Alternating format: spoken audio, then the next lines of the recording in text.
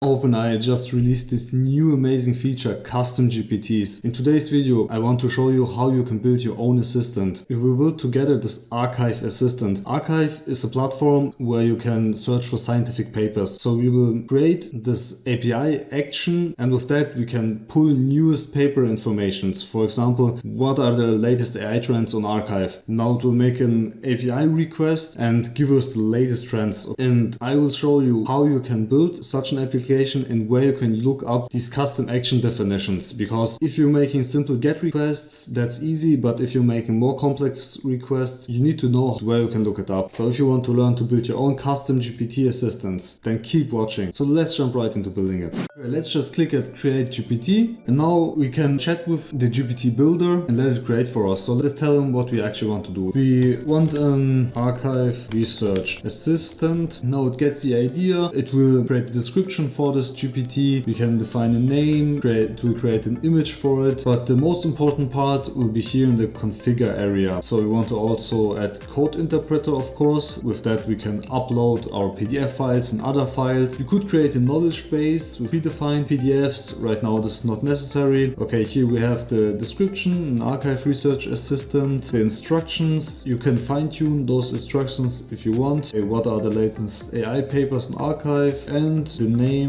Scholarly Explorer. How about arxiv assistant? And it's generating a profile picture. It's an interesting picture. Let's take it. Now it keeps refining on itself to make it an even better assistant, and we can also prompt it to what exactly we want. So what's the exact role, on what should it focus or what should it avoid when interacting. But let's hop over to the configure part. That's a really important part. So we can add actions here, and we will get let's actually get the weather app profile. You can copy it, and in this manner you can make API requests. Okay, where can we read up on it? How does everything is defined? You can go over to Swagger.io, and it's the simple open API schema, which is basically a common open schema for REST API definitions. And here you can read up on every single part of it. So I will provide you the link in the description. So let's hop over. So you can go to an online editor and enter the JSON here. Then you can edit it, or what I'm going to do, I will open up a VS Code terminal, and I just want to make a new file, API schema.json,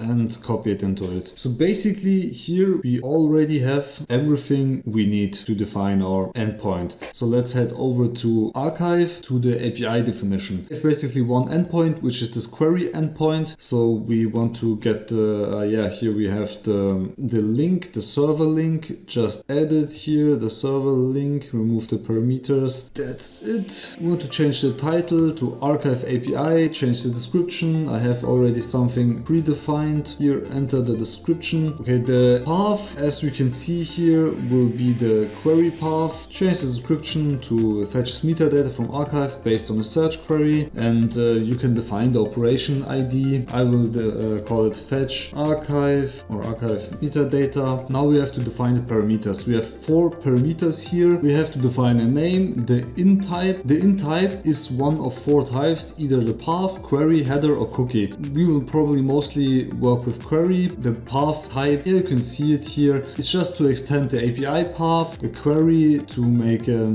search query here, a header parameter or a cookie parameter. So we're working with the query parameter. So let's define this first parameter together, and the others I will define after that. So we have the search query, the in parameter. It's required. The schema, it's a string, and it has no defaults. Here in the schema we can also provide the defaults. For the integer it will be necessary. The description will be the query string for searching the arxiv database. I will now define the other 3 parameters, so you don't have to sit through it. So in here we have defined it now. I have the ID list, the start parameter with the default of 0, the max results parameter with default of 10, and with that we are already finished. We don't have any components. What components are? If you would have multiple paths here, and the paths would have repeating parameters or other schemas, we could define it as components and then just reference them. So we don't have to always define out all the same elements and simply just reference a component in every path, and therefore mitigate the necessity to make duplications. Okay, we are ready now. Just copy everything, enter it here,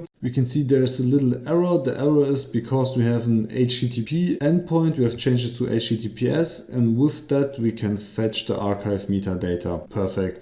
So now we have everything. Let's save it only for me, and then we can test it. What are the latest AI trends on archive? So let's see if it works. We want to allow, and here are the latest trends. We just made a search query, AI trends, okay, and there are our results. And that's how easily you can define your own GPT assistant, make custom API calls. Okay, this concludes our sessions on creating custom GPTs. I hope you could learn something. Now you know where you have to look if you want to define some more complex API endpoints. Thank you for watching. Click the like button, click the subscribe button, and see you in the next video.